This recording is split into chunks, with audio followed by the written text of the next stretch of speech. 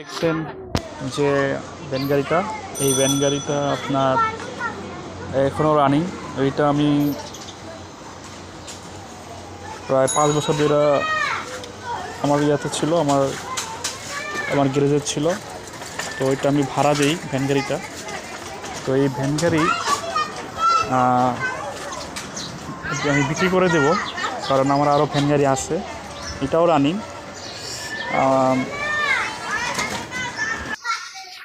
তো এটা আপনার মনে করেন এটার চাকা টাকা সবই ঠিক আছে, স্পোক প্লাস হচ্ছে chain, everything is okay, brake সবই ঠিক আছে, একেবারে ফ্রেশ।